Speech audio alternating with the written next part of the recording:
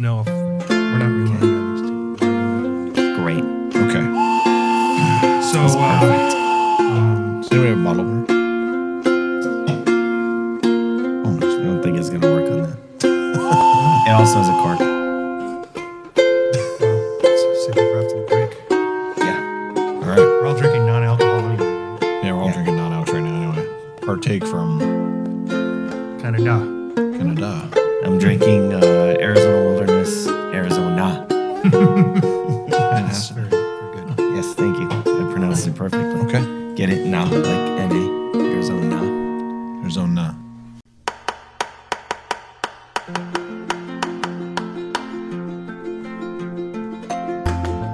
Arizona is a wildly beautiful place, brimming with over 100 brewing companies. I'm Rob Fulmer, the Executive Director of the Arizona Craft Brewers Guild. I'm joined by Deputy Director Andrew Bauman. Together we cover the state, bringing you the best of what's happening at our breweries and beyond. Welcome to Arizona Beer Frontier. Yeah, I remember like one of our first shows about a year ago, we had a summer movie recap, Oh, but I haven't seen any movies, so I don't care. I watched There's only like 2 movies out there right now, right? Indiana Jones yeah. was out there, but it was too long. I didn't have 3 hours in me to go to that. 2.5. Oppenheimer's 3. Indiana Jones is pretty long, but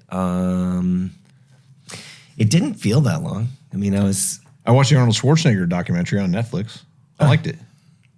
This is why we don't do this. Oh, okay. Well, Anyway, you know what I did? I watched a series of movies, Airport 75 and Airport 77. bang. Phenomenal. Okay, so Jimmy Stewart, are you kidding me? yeah, isn't OJ in one of those? Oh, he's in the Towering Inferno. Right. All right. Yeah, no, let's see. At the gym, I just watched Commando on YouTube. That is terrible. It was terrible. One man takes out 300. Oh, no. I just mean you don't want to say I watched Commando at the Oh, gym. jeez, man. Oh, well, yeah, yeah, okay. Scratch all this from the record. All right. No. get to the won't do that. chopper. I also watched, Isn't that where that is from? I watched A Bridge Too Far, star-studded. A lot of people on that. That's like 4 trips to the gym to get through that one. Oh, my. Yeah. Oh so my. I'll watch Oppenheimer when it's on like TBS and it's over 6 hours because of commercials. I'm the same way. I'll do the same thing. I'm going to wait till it gets, I'll watch it when it's streaming. when it comes to home service. I can't. I just can't. But, I mean, it was filmed in IMAX, so it's... Do you know that you can visit the Trinity bomb site twice a year? The National Park Service opens it up only twice a year. They allow like roughly 5,000 people per I think visit. if you're going there more than once a year, then you're probably going to have some problems. It sounds like it's okay now. It's okay. It's all right. I mean, it's like, don't they just, it's like chest X-ray, like you're getting a chest X-ray. something like that. But hey, Except on your feet. you leave your teeth are a little whiter. It's okay. There's advantages to tourism. All right. Hey, Rob. Andrew Bauman. Guess what? We have someone here. Looks like a Ken Wilson is here. Indeed. Hey, it's nice to be back, guys. Well, Well, I a can wild tell Ken- from his shirt. A wild Ken appears. Yeah. Yeah, no, nice to see you. Good to see you. In full costume today. I'm happy to be here. Right on. So we got some things in the news, but before we get to that, you had some traveling. I stayed at home. I had some family and extended family things that I had to take care of. Computers to fix. Yeah, something like that. Yeah, so I stuck close to home, and I watched a bunch of things on the small screen. I watched the things on my windscreen. Yeah, You drove, I drove to Sedona. Oh, Beer very Club, nice. And I went to their 5-year anniversary. Wow, congratulations to everybody Yeah, at it's Sedona super Beer fun. Company. That's great. Yeah, we That's had a good blast. news. Yeah, I've had one big trip this summer. I mean, a weekend trip to San Diego, everybody does that, but took my mom to the Wimbledon championships. Went to the women's final at Wimbledon. It was great. Real treat. That's a cool trip. It was an awesome trip, yeah. My parents are in London right now. Tell them to go by the King's Arms off Tooley Street. I used to bartend there. I love it. It's a great bar. great. Well, And then I went to that brewing in Cottonwood for the first time. Oh, okay. Their Cottonwood location's cool. Yeah. Yeah. Big. It is big, yeah. Big. Like that whole lot has got to be a couple acres. I mean, it's huge. Yeah, they've got a good footprint to expand if they need to. So Yeah. Well, they share the building though with the cannabis company, right. so they can't even like fix the glycol on the ceiling or on the roof without contacting the authorities. Oh, really? Yeah, Ooh. yeah, they don't want anyone on the roof of a grow house. So you'd be supervised then, standing on the roof repairing an I AC just think unit they or want to something. know that something's going on. Oh, I'm not joking about I that. don't understand why. Because they want to make sure their tax money doesn't get like inventory doesn't disappear. And Okay. Because it's reefer madness, man. What I don't understand is if it's managed by the Department of Health Services, who's I think the federal government, even though they don't condone it, I think they still control it. oh no, No, oh God, I mean no, they have nothing to do with it. They say no, that doesn't exist, and they don't get taxes off of it. Well, I like the tap room. If you're there, stop by the tap room and get yourself a drink. It turns out Thanks, we have. Ken. It a turns nice out, group there. I'm going to get you guys out of that. Let's go. No. It turns out we have to know more and more about the cannabis industry because some things happened yesterday. True. Probably in the works for a little bit. We talked about the cannabis company Tilray, who is, they were also acquired or they merged with some other company. I don't know, another cannabis company. So It's a lot of cannabis mergers going on. Yes. yeah, they had a cash deal for some ABI brands.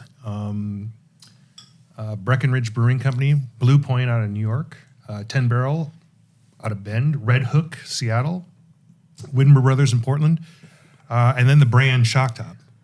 So, and I don't know if anyone can understand where that's made. Maybe they just bought the brand. I don't think there's any equipment or locations, but some of these are with locations, brew pubs, I think 12 locations.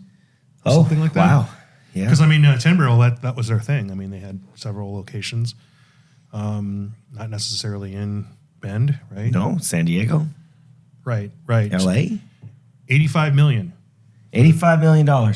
Apparently, it was got to be a cash deal, right? Seems like a good deal to me. So, how many duffel bags do they just walk over with that? Right. Well, it'll be interesting to see how it plays out from here. And is this, Tilray being a, marijuana company, is it that the federal kind of wall against this or kind of regulation hasn't really come down, regardless of administration to administration? There's, states that have legalized, but the federal piece hasn't come down. So is Tilray saying, right, we're going to continue to invest in brewing right now while we wait for these other things to come along? Yeah. And maybe this was an opportunity to put them into retail. It'll be interesting to see how they develop the retail piece of these locations. Like, I mean, the Widmer pub was closed down, and to me, that was just a classic place in Portland to go to. So it'll be interesting to see where they go from here. And they've got some dynamic brands and how they, approach their route to market and their wholesaler buy-in and things like that. But there's certainly opportunity. It seems like there's opportunity to make that $85 million back if you play your cards right in the first couple of years against the barrelage. Well, my understanding is Tilray, they're either targeting or already are 30% recreational marijuana, 30% medical, and they want to have their beverage, Bev-Alc, at 30%. I think they have 10% in some sort of food program. I don't know if that's edibles, broken out as, I don't know what that is. 10, Brownies, man. 30, 10. So, and still at this point, the other piece of not being able to have this federally legalized yet is you can't put cannabis into an alcoholic product at this point. It has to be non-alcoholic. So the other speculation is they're getting into this to have the capability to put it in beverages. And my question on this, and maybe nobody on this behind the mic here can answer, but I don't understand that as a preferred delivery device. Putting cannabis. We're drinking non-alcoholic beer, so like We're I partaking. Yes. Well, I don't understand why that's such a thing. It's not like the flavor of cannabis. I mean, it's not great, but it's not like you're eating something completely unpalatable. Like you put it in a gummy. I mean, It's got a slight flavor of Sure. cannabis in a gummy, sure. Maybe like Mostly- Hubba Bubba when you bite in the liquid center. It's your THC. I don't see this being a play relating to their cannabis business at all. I mean, I think it runs alongside, but they've got production facilities. If there were an opportunity to turn key and put THC based ingredients into beer, they could do it already. But it could be setting up a distribution network that runs alongside of what their ultimate, cannabis plans are. I mean, there are large distributors in this country that hold distribution license for marijuana, though they don't use them. They have them in various states. Right. Well, So- this does change their the equation for Tilray's distribution footprint. Well, we can talk about the implications for the brands they purchased down the road here, and then maybe after the break. But this acquisition with those two Portland breweries, Widmer and Ten Barrel. I mean, it's not Portland, but you get the point. Yeah. And Red Hook, that gives them enough capacity to literally be the number one craft brewery in the region, Pacific Northwest. This technically puts them at number 5. Yeah. In theory. of total US. Yeah. Yeah. Yeah. And there's questions about, I don't know enough about the BA standard of what qualifies, but my understanding is they would qualify as a craft brewery, Tilray, since they are not a large alcohol producer buying a smaller brewery.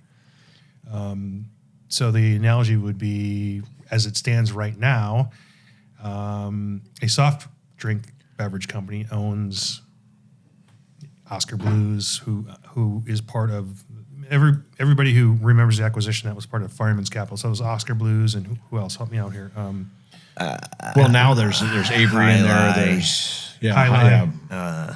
Wasatch. Cigar City, Squatters. Uinta, Yeah, right? Squatters, yeah. yeah. So they're in the club, right? Firestone Walker's Austin part of Beer that. Works. I think what you're seeing though is exactly this. It's craft contracting and it's consolidation. We've seen it with distributors. We've seen it with suppliers. We've seen it even at pub levels in some places, right, where it's a brand's taken over, and you've got all the same factors that are headwinds that have been. But I think one of the words you used earlier is it's accelerated because of market conditions, whether that's influence, COVID hangover, whatever. Yeah. Did I say influence? I meant inflation, which is influencing it. Yeah, and like the retraction of draft. I mean, we're not seeing as much draft as we used to. That part of our business is decelerating. Still 20% below pre-COVID, right? Yeah, That's the number we had, 20% off on draft sales, which is craziness. Yeah. Well, I mean, there's one thing that's always been, our industry has always done well, is we change pallets, we shape pallets, and that's from Smirnoff Ice to, English ales to Sierra Nevada coming along. Just in general, like even now, this NA is something we wouldn't have drank 10 years ago, but because it's become part of the fabric of craft and another revenue source. But we're always good at changing pallets. And so when things happened during COVID, it changed in the manner in which you drank and how you drank. And now we're getting back on the on-prem, and we've been back for 2 years. So what this norm is now is this is it. There is Yeah. we're not saying, hey, people are getting back out there. They've been out there, man. Right. And so this is and it's a hot summer, so that's not helping either. so there is this brand that's struggling in the ABA house, and they're leaning heavily on their distributors. Does this purchase take some strain off their distributors potentially? I think potentially, and you can now craft an order, an entire truck versus trying to, okay, we can only send something every 6 weeks, and now we have distressed inventory, and now we do this. So now a distributor can say, okay, I'm going to split this truck with four suppliers versus one. Right. And I think when you look at suppliers collecting brands, it's almost like conference realignment, right? I think it was Gundy from Oklahoma State was saying there was strength in having inventory. That way we didn't fall, that way we weren't taken out like the Pac-10. And I know that's a odd analogy, but yeah. there's a strength in inventory and having those brands and being able to, it's back like when Ball used to allow us to have, one truck and we could do half the truck was red, half the truck was IPA. And then when it became one full truck, it became difficult. So I think this will definitely help distributors And they can offer variety, they can offer freshness, and they can offer some innovation. And I'm sure they will continue to innovate. It's an innovative company, and that's what makes kind of craft. So I think overall, probably a win for Tilray without a doubt. So there's a lot of ABI distributors that are in smaller markets, and like, you know, if you're servicing, you know, the giant conglomerate that is ABI, I'm sure you're getting like, well, these days I really don't want as much of that as you're wanting to send me. And now I don't have to take some of these brands that they're speccing on and they're trying to push. Now I just have to take I have fewer things that they're going to probably push to me that I have to deal with as a distributor. I got to tell my team like, hey, they're really doing some incentives on this. And, you know, and the street team groans a little bit because like, well, that's great, but we don't have any brand identity here because we used to have reps. Remember back when all those brands had reps in the market? Of course, yeah. There are reps for brands. So, you know, they're going to send us some coasters. No, you know, you just got to sell it, right? That's the reality of that. And I think that's a definite dynamic in this. Yeah, and I'll just use the Widmer facility as an example, right? They can produce pretty much what they need on the West Coast out of there. It's right on the, you know, on a major, you know, corridor. So shipping becomes a little easier. It's not a remote site that you're trying to drive into. And yeah, say, you know what, I've got 8 kegs of ESB, Red Hook ESB. Okay, I'll take them. I'll take 8, but 16 is too many, right? So now I think it's a nice smorgasbord they can offer. So I think it's good for the distributor too. So they bought these brands, Tilray, but they're not there's no indication one way or the other. But I would suspect that they're going to pare down, you know, with 10 Barrel, they're going to pare down what they think is going to make sense. They're not going to offer the entire catalog. Absolutely. And you know, there's obviously enough brewing capacity that they could send anything. They want to make Sweetwater up in that corner. They definitely probably want to make Sweetwater. I would think so. Their yeah. top brand. By the way, yeah, Tilray is Sweetwater. Montauk, which is a smaller brewery, which is close to the, which I guess is 30 miles between them and Blue Point. So there's some synergy there. Okay, yeah. Possibly. The Montauk guys are like, oh, great, now we're going to be... It's a little guy again. Right. Yeah, and then what's the other brand? They bought Breckenridge, the distillery. So, Oh, that's right. Which was a separate Yeah, deal, but yeah, still, yeah. there's a synergy there with the beer that's great. right. So they also had Green Flash and Alpine. Yeah. So, you know, yes, a couple days ago, that's who it was. It was Sweetwater, which here in this part of the country, a lot of people don't know, but everybody knew Green Flash and Alpine. Absolutely. So they're going to want to figure out who's got legs to move across the country, right? And I would guess it would be they're going to give Sweetwater a bang at it, right? But for those fans that understand that brand, there's no guarantees. Like if it's dog meat, they're going to throw another brand at it that they bought, right? Right. Makes sense. But they don't necessarily have to march all the brands across the whole country.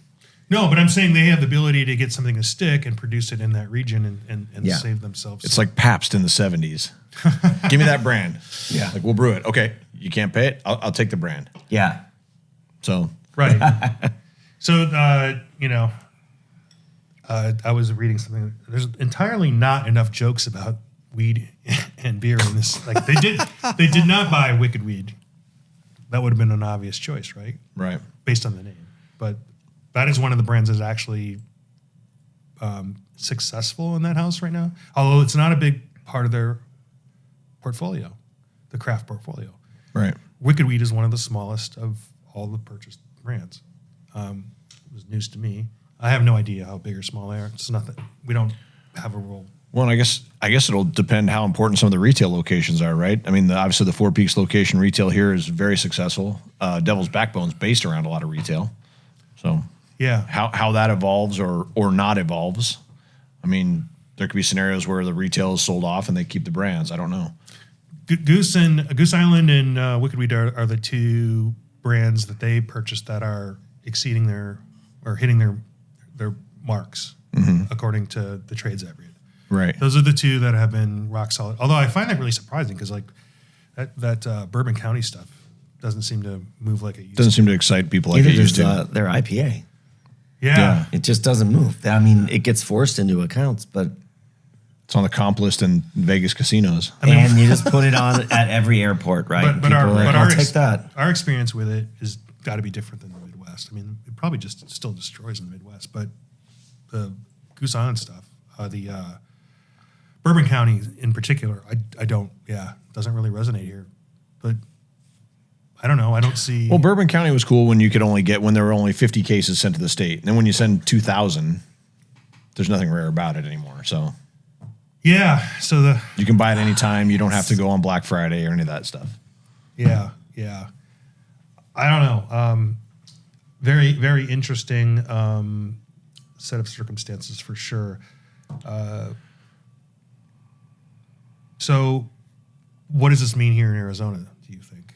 What changes, if anything? I think it'll take some time to evolve. Those brands are all at Hensley Beverage, who's our distributor partner here in Arizona, and those brands have always been there. Now, whether they reinvigorate them, reinvest, how Hensley will move going forward with them, I don't see it really changing kind of how my day-to-day operations happen. There may be, I would think there could be. It does mean increased chain play. And there's already a tight market for Arizona brands, and that's going to be somebody who has national account experience. They're going to have regional play. They're going to have pricing. They're going to be able to do things. They're going to be able to toggle things in the market that maybe some of us smaller guys can't. So, But didn't they already have that?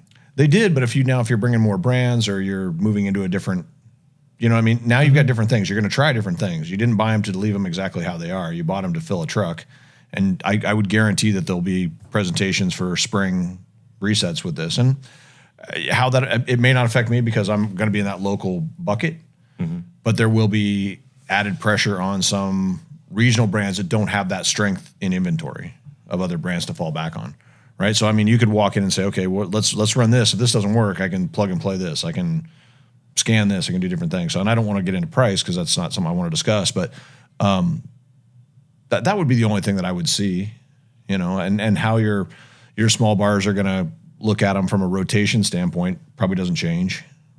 Yeah, because what does a small bar care about which big company owns that brand? Yeah, sometimes And they they're do, already sometimes they familiar don't. with But it, so I don't know. I'd say my day-to-day operations, you'll see how it plays out in the next 6 months to 8 months. And the next year, I mean, it's really going to be, for all of us, especially those of us who are independent and don't have multiple outlets, we got to hang on the next year. And so Right. these things will affect us. How, I don't know. Does that mean more bodies, less bodies in the market, more programming, more sponsorship dollars? All those things could happen, or nothing. The focus could be the Northwest. Let's get the wheels on the bus and get things moving again.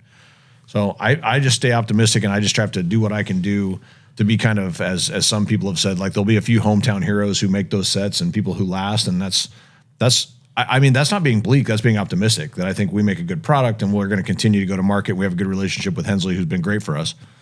So, yeah, we just got to all hang on for the next year. There definitely is it's what you make of it kind of. We're in that era right now. Because these things have been, formidable players in the past, or they commit. I mean, we've seen like the curtain's been revealed here a little bit. Let me just throw some things out here. If you would have asked me who the larger in production brewery would have been between Four Peaks, 10 Barrel, Wicked Weed, Devil's Backbone, some of these names we read in the trades a lot, but we don't have a frame of reference how they compare to, say, Four Peaks. Sure. And all those breweries that I mentioned have produced less beer than Four Peaks. Right.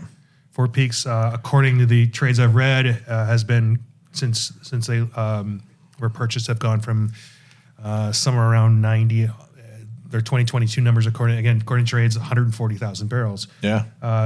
10 Barrel, 120, down from 125. Wicked Weed, 115,000 barrels. I'm talking about Devil's Backbone, 75,000 barrels. Yeah. So just because you see the name out there a lot, Breckenridge is at what? 100,000. Right. I always thought they were the bigger brewery. Yeah. Well, I mean, with Four Peaks, I mean, the thing is, I mean, this is the 4th largest media market in the country. I mean, you want to have a presence here. So you've got the largest brewer in the state, being Four Peaks. They're still super involved in the community. They just finished a drive for teachers. You know, they continue to engage the community. The beers are always clean. They're reliable. They're certainly priced right for the marketplace. So I wouldn't see any reason for a company to walk away from that really good business and really good partnership that they have here in Arizona. So, I mean, that's just the way I'd look at it from all those brands. I never thought that Four Peaks would be one of those brands because of how well they're still operated here locally by the people who operate it locally. Don't you think it's kind of strange 5 years ago, everyone was biting their nails about ABI doing that option to clear out CBA and pull all those brands into the they were into like, the ABI portfolio, and now here we are, and they're sending them all back out. And you know, just so that piece, that Red Hook Widmer part of it, 640,000 barrels. My reading of it, based on the trades, is a lot of that's Kona, which ABI and Kona itself, the people who sell it don't consider that themselves craft. Right. Although, you know, people go to Ohio like, oh, I went to the brewery in Kona. It's like, that's separately owned. Right. It's all the Kona that you drink in the mainland is produced domestically, and it was produced mostly in that Pacific Northwest. Right. So some of those barrelage numbers are misleading by what's being actually brewed there per brand. But Kona's not a part of this deal. No. ABI keeps Kona, and you know that's not all brewed now. That they're like, why do we have to brew it now in this corner of the United States? Why can't we brew it in St. Louis? Why can't we? And they Why can't we brew it in Florida? Yeah, they probably are anyway. But Yeah. Right. that's how the relationship started, from Kona to Pacific Northwest. Right. And now it's like there's no. They understand that the place has a identifier to a geographic place, but it doesn't. It's like Corona, right? Yeah. It's vacation in a bottle. I bought a Kona. It reminds me when I was in Kona. Well, it came from Baldwinsville, New York, right? Right. Well, you know, early on that was just that was the logical partner for CBA, Craft Brewers Alliance. So that's how it ended up there. But yeah, I mean, I drank a Foster's 2 weeks ago in London that was brewed outside of London. Yeah. It was nowhere near Right. Australia, mate. Yeah. So again, I Tasted think, good. I think Tasted fine. This change is what you might make of it. You know, because on the distributor side, there's a lot of changes in people's job function, a lot of resource allocation as to what those distributors find important. I mean, we talked about draft going away, so you don't need as big of a draft team. So there's a lot of changes, a lot of new faces. So, you know, if you're in one of these, you know, if you're with any distributor right now, I think your relationship is still something you need to work on and make of it what you will. There's still opportunity there, I imagine, until we hear differently. And as a consumer, if you're, you know, I think you still have an impact. Like, this doesn't change. Back to what we're saying. Like, this doesn't mean that big companies don't have sway in the market. They obviously do. Right. But this tells you that, you know, you can't corner this beer market, right? There's so much nuance to it. We'll see. We'll see what this comes from all this. When drinkers are, you know, beer drinkers, alcohol drinkers, we're very promiscuous now. The day of, you know, my dad like drank Miller Lite, cut off shorts, softball game, like that's what he drank.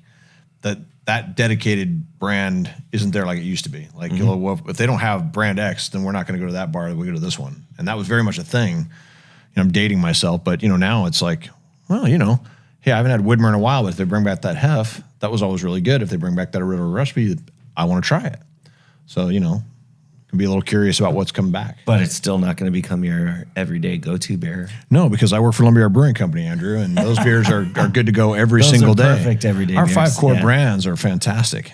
You should try No them doubt all. about it. Yeah, and I look that way forward to it. I can drink any style I want every day of the week. Yeah. So I'll try that, and then that's it. Hey, listen, I want to take a quick break because I'm going to switch from a non-alcoholic beer to a beer that you've been sitting out there. we're talking. And then we can bring some other beers out too. But, All right. take a good quick deal. break. I want to leave you with this thought. we talked to our colleagues in DC. There was a presentation by the Brewers Association, the Beer Institute, and the National Beer Wholesalers. So Lester Jones. Lester said that alcohol is consumed at a pretty constant rate, Absolutely. like literally going down maybe 0.1% a year, but rock solid enough. And it has a lot to do with demographics. He's like, now the buckets we drink out of are different, and right now it's a lot of spirits. He left with I think it's the takeaway of the entire talk of all three of them. He said that, I know what's in a lot of distributors' warehouses, and there is a glut of RTDs that are alcohol spirits based, and there are going to be a lot of pissed off retailers that are going to have to eat this stuff or try to get it off their inventory lists. And so there's a question of what's going to happen with all that stuff, and I'm gonna wait for after the break, and we can talk about the implications of that, these kinds of deals, and what that means for the consumer, and where the opportunity lies, and where we see the light at that end of the tunnel. So we'll be right back.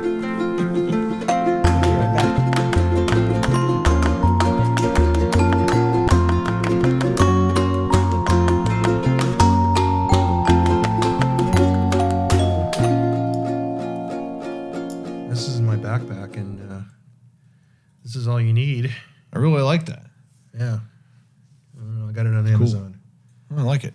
Yeah, they're very nice. Yeah. They're handy to have around. And so far, it hasn't been taken away by TSA. So Man, I got away with this pocket knife on my keychain for like 3 trips, and I'm like, oh shit, I'd forget. anyway, what are we drinking there, Andrew? Tell them what they want. It's old, This is bottled on 5/25. of some year. Yes. Yeah. It is old. I think MMXVIII 2018. No. Really? Yeah, it would be 18. Yeah, I can't believe I sat on it that long. 12 West, Cuvée Verdad. Oh, it's just there's a date on there. Yeah, Yeah, right there. 18. No, by the On this side. Yeah. well, it's not going to drink itself. Vintage 2018. Give me your glass. I'm anxious to I'll try go it. first. I'm anxious to try it. It's a Brett and lactose soured Let's do a little right now. Yeah. table sour ale. So it's got all the Bretts and a couple lactose. Would this be like what they drink in France? I don't think they would be drinking that 2018. I don't know. I don't know either. I'm just asking. 'Cause I'm Do trying to they make a age? comment. Well, they drink Saison Dupont. Yeah. They do. So that's it. And I just drink Kronenberg when I'm there. Which is fantastic. Just to be it that way, huh? It's got like a Just to be it's that got like way. a watermelon starburst aroma for me. Smells great.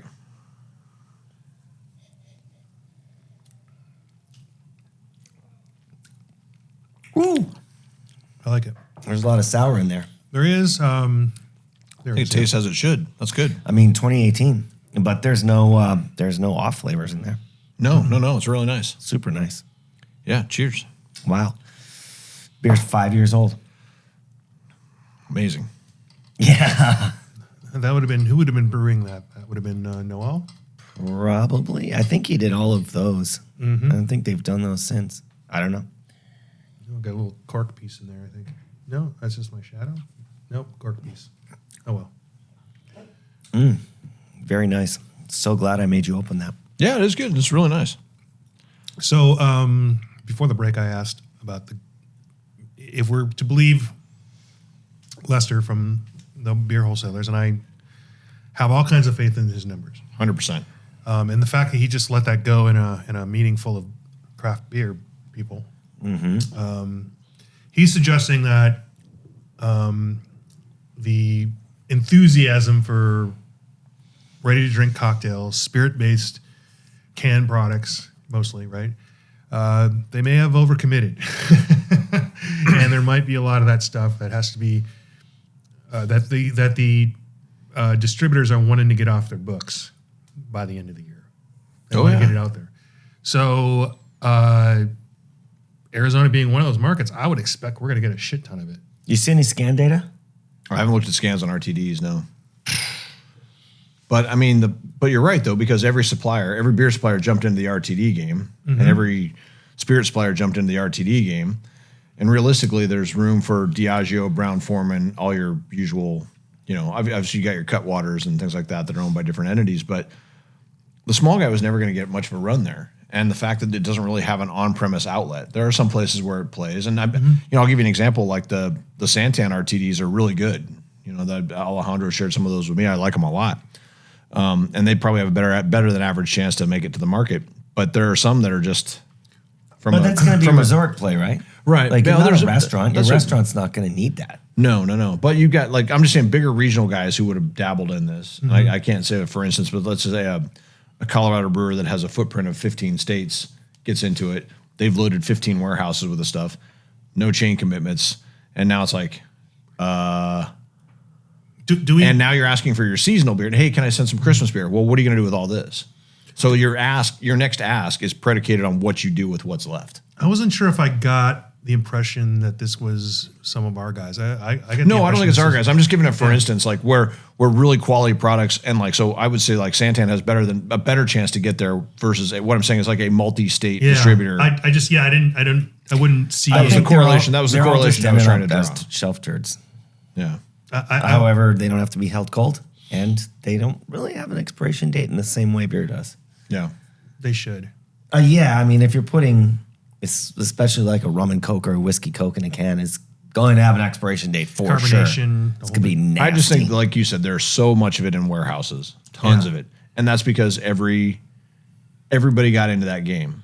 So you're going to have your big players that are already existing. You're going to have the Truly play on it. You're going to have some of those others. Right. You're going to get some hometown heroes like we've talked about before. And then the rest, it's like, Yeah. So I think hang on. that distributors probably had remember what happened with seltzer and how we ran out of it all the time? Well, let's not do that. Let's just get a bunch of it and front load. yeah. And then the pull Right. just wasn't there. If there's not pull, it doesn't matter what you're sitting on your shelf because it's not getting pulled. Well, like anything, it's down to having points of distribution, right? Sure. I guess. I just I want to backtrack a little bit and suggest that I strongly don't feel like it's smaller players with RTDs that are cluttering up the warehouse. I think this is the larger players who like, oh well, when you come out with a vodka soda, right? You have to have 4 flavors, right? Yeah, And one of correct. them has to be black cherry. Has to be black cherry. It's One the has law. to be orange. So like that's the kind of line extension I'm talking about, where that's what we're contending with. So I think, for the players that Ken identified, I think there's some room there, but I think everyone needs to be really super conscious about introducing those kinds of products. Absolutely. I mean, and that's what, and the bulk based ones too, like because Yeah. I mean, as Andrew said, they're not doing as well as they used to, but there's still probably a play there for somebody, especially outside of the distribution network in your own premise. Yes. Well, and keep in mind, so we're talking about people that are viable, people that aren't viable, and then we're also talking about, in my previous life as a broker and different things that I did, I recently got contacted about somebody who had a celebrity tie and wanted to do a seltzer. Yeah. And it was easy as I said, okay, if you're realistic, I can make a few calls. And I put him in touch with a contract person who could do everything from licensing, everything on down. And they ultimately didn't produce it. But the bottom line is there's 100 other people who went down the same path, talking to these same suppliers who are like, yep, we'll do it for you. And that stuff's sitting in warehouses. Yeah. So, Yeah. And it's really, so there's a million avenues for that product to get there with no relevance. right. Well, I mean, Really? you can buy the bulk alcohol. You can buy some tanks to do. You could buy some flavorings or whatever, and it's go time. And like you don't even have to work with a traditional brewer. Like a lot of cases, you might be able to get away with just working with a co-pack company. So you're designing the can, and it could be a very minimal operation to get 75 brands out there in cans. Oh yeah, potentially. but like I'll say again, I think there's room for the local guys, and then your big multinationals, and everybody else is standing on thin ice. Right. So- Well, and so yeah, I mean, it comes back to telling your own story in your own backyard in your own state. Yeah, and keeping everybody up to speed on what you got going on, and maybe limiting your offerings out there in the market. I've got 4. Just black cherry.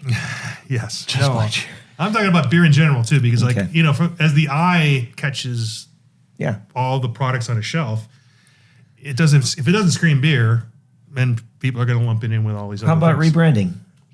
Rebranding? Is that how important do you think that is for breweries and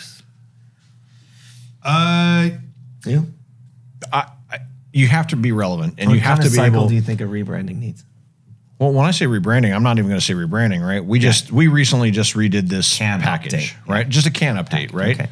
We have a new philanthropic partner with American Rivers, and all the money that we raise with American Rivers on this brand, Genuine Concepts just did a program with us as well. Genuine Concepts is who? The VIG, the Genuine, all those, yeah. Six, Little 7 Woody, locations. Little Woody. There's a few concepts, yeah. Joyride? Joyride is not part of that. Oh, okay. But anyway, so when I walk in and I'm talking to a customer, whether that's someone at a bar that I'm looking at draft or that, you know, a portion of all sales of Hazy Angel, whether that's across our bar, whether that was a program we ran with Genuine Concepts, whether that's someone who buys a 6-pack, goes to river restoration in Arizona, clean water and river restoration, and marking. This particular one will go, the proceeds from this, though American Rivers is a national group, Southwest River Council, they've dedicated all the funds from this program and everything that we do to Arizona specifically, which is why they were attractive as a partner.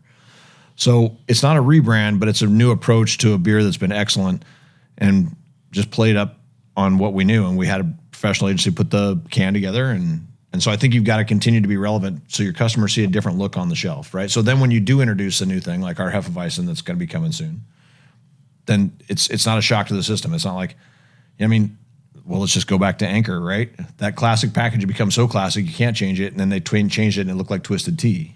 And it was the beginning of the end, in my opinion. So, yeah, I mean, rebranding, innovating. I think anytime you see anything from the BA, whether you talk to Bart Watson or whether you talk to other people who've been successful in craft, it's about innovation and it's about partnerships. So some of that's, whether that's collaborations, whether that's philanthropic pieces that we discussed 4 Peaks earlier, and different things that all of us do. We're philanthropic by nature. But how do you do that without saying, look at me? Just like Diageo. Other than saying, you know, look, we care about what goes on here in Arizona. We're from Arizona, and that's why we're doing this. So I think you just always have to keep your spotlight moving. So when I see the buyer from Safeway this fall, I'll have a whole new conversation. I'll have a new can. You just have to continue. It doesn't have to be. It doesn't have to be a double IPA. It doesn't have to be a new hazy. It doesn't have to be those things. It just has to be rate of sale, something that looks good, and you have to be able to have a conversation. So in terms of branding, it really depends on if the name of your brewery and the story of your brewery is what you put front and center. There are arguments for making your brands. If that is the case, then you want to have your brands look consistent so they know, and they do, that people know that you're grabbing part of that. There are arguments for not doing that, of course. Like famously, 805 is completely different branding and marketing than the rest of Firestone. The rest of Firestone, yeah, correct. You mentioned Diageo. I'm like, people don't know Diageo is a household name. I mean, the story on the beer side is Guinness. Guinness has a story. Guinness also only has, like, famously one brand, but they have other brands, but that's why they have problems with traction now, because it is the Guinness Stout story. So good problem to have if you're selling a ton of beer. Yeah. But there's always going to be this push-pull. But I do see a lot of people who, you know, don't have a consistent look and or don't. It's a slow, gradual thing. Like the artwork gravitates away from a common element, and then you have to reset it once in a while because things go off in different directions. The last thing you want to do in this competitive market is confuse the consumer. I mean, we talked about, hey, if we can this, we'll name it this, or if we bring Knotty Pine back, let's call it something else. Like, no. I mean, it would only be a small. If we brought Knotty Pine Pale back, it'd be a small batch. We'd start off that way, but I wouldn't change the name. There's a nostalgia to it, but there has to be consistency, but you don't want to confuse the consumer at the same time. So, I mean, like Shop has great labels, but their main focal point in their can always stands out, right? But they've always got these kick-ass different designs on some of their limited stuff, but that logo piece doesn't get lost. Sure. Yeah. I mean, that's a whole nother, just, you know, there's a couple breweries like that. It's like, I remember when I was album shopping, well, this looks interesting. I'll try it. I don't even know what it is. I'm going to buy it. Like, Right. There is definitely that. And there are, it doesn't have to be the same, but some artists have a look and feel, and some of those breweries use the same artist. Yeah, for sure. And so you can tell, that they're using the same artist, and I could throw some names out, but Corey Miller is one that a lot of people use, just a very distinctive look. Why were we talking about branding? I don't know. But then, Well, we're talking about relevancy and just Yeah. and then we got down the rabbit hole of confusing the consumer, and then go back to where we started the conversation. How one day you had Anchor Steam, and one day you had a beer that didn't ever look like Anchor Steam. I think they could have. It was so diverse. I that think they it could was have. gone. I think that was a Hail It Mary. looked like your Twisted Tea. But Don't I shrug I think at it'd be me. fine. Don't shrug at me. I think it would have been fine. They If just, they cared about the brand. They didn't care about the brand. So. Yeah. Well, Yeah. obviously about that stupid Twisted Tea thing. Well, I know that Sorry, I New scratched that. Belgium would alternate with their brands, focusing their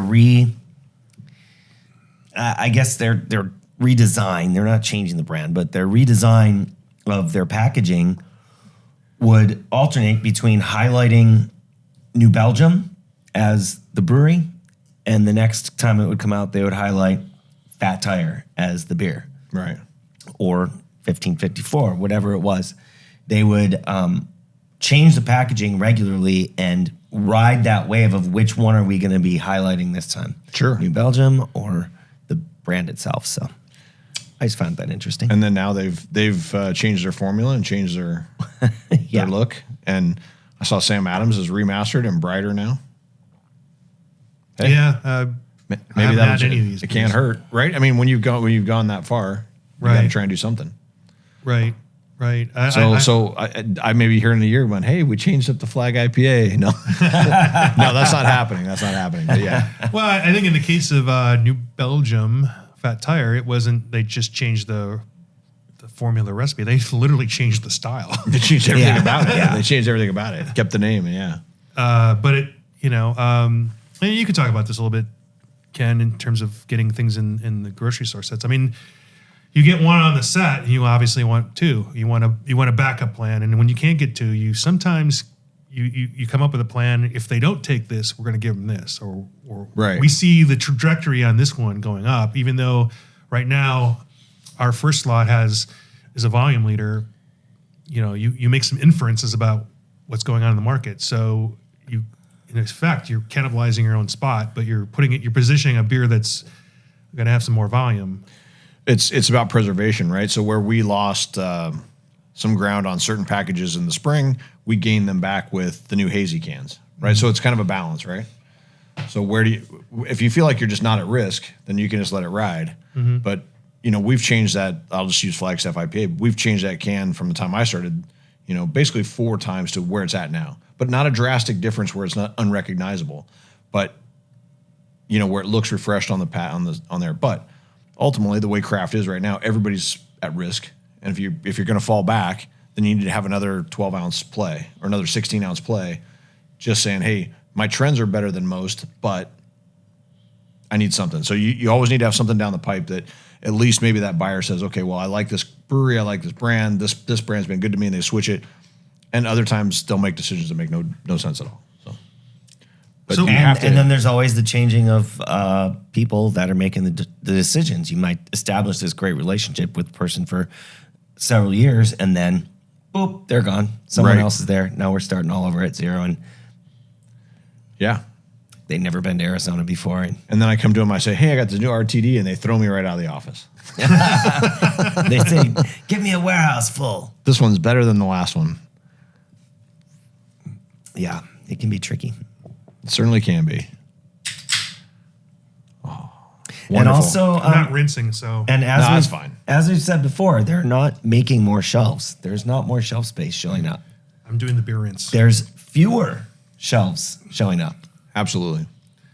When this merger goes through, even fewer shelves going to be available. Well, and there's certain stores that drive volume and some that don't, right? You can get distribution in certain channels, and that's great to have. But is there the volume there to sustain you to make you get you to that point, right? A to B, like we talked about earlier, like kind of hanging on. So your tap room business, your package business, your draft business, how's that all fit together to keep you kind of viable as the rough seas the next 2 years, which are certainly real.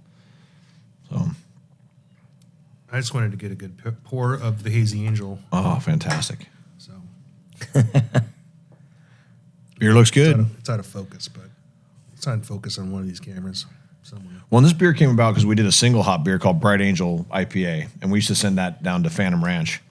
And anyway, when we decided to pivot and we're going to make a hazy, it's like, no question, Hazy Angel. There was no dissent in the room. It was the one time we had this thing, like we all agreed, like, yes. And so that's where that came from, is the Bright Angel Trail, like Hazy Angel. Like you come out of the canyon, you're a little bit foggy because you just come 11 miles from Phantom. So that's how that came about. And nice to be partners with American Rivers when Colorado is probably the most important river here in the state. Well, and the Verde and the Gila and everybody else, I don't want to short sell anybody. We do have some internal guild news. We are leaning into the save the date for Strong Beer Festival, Oh, excellent. February 17th. Okay. It's a Saturday. It's Saturday after the Super Bowl, Okay, cool. which means the 16th we will have the same pick up your ticket baseball game tournament arrangement, which Great. everybody loved. Yeah, that was great last year. I really enjoyed that. This next year, we're not changing up very much about the festival. It's back at Salt River Fields, so that's new for the news that we have for the guild. I just thought I'd throw that out there so we don't forget. Awesome. It was a great venue last year. I really liked it. The Salt River Fields people were great to work with. My ease of access in and out of the grounds, fantastic. I really like the venue. So We've got A+ guys. We've got Wickenburg Oktoberfest coming up. Oh, I'd love to go. We've got the Arizona Craft Beer Awards coming up. I'll be there. We've got Barrels, Bottles, and Brews at Salt River Fields as well. Oh, yeah. In November, and there will be tickets available for Strong Beer Fest, just like every year.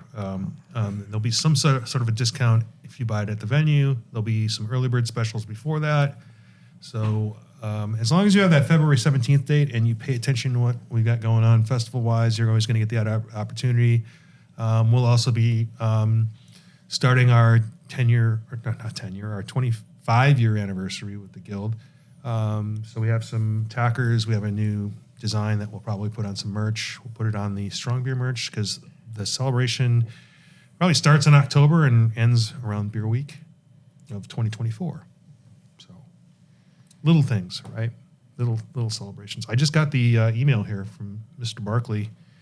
Oh, Sparkly, good. that we are having our stakeholders meeting already for the 2024 legislative session, which just ended like last week. Longest session in history. So that part never ends. The Capitol may be closed, but we're getting raring up for next Right. year. Right. I see none of us got invited to the Grand Canyon Monument with the president. No, I didn't get invited. Me too. Yeah. I guess I'm not on the list. Well, I was pretty busy today anyway. So Well, I had to come by here and see you guys, so obviously I had previous commitments. right. Thank on. goodness. Well, that's what I got. Anything else coming up? You have an Oktoberfest coming up. Oktoberfest at our place on the 16th of September. Let me make sure that's a Saturday. That is. That's our judging day for the Arizona Craft Beer Awards. It's a Saturday for sure. Yeah. So you're going to miss that. Craft Beer Awards? The judging. Yeah. Oh, okay. Well, I wasn't a judge anyway. Doesn't mean you couldn't have been. I But now could you have been. can't. I should be. Next year You're I will out. be. You're Next out. year I will be. Yeah. Great. What you got going on there? I don't know. I just want to light it up. Hang on, I'm just double checking my calendar to make sure that 16th. Great. It's the best party in the state.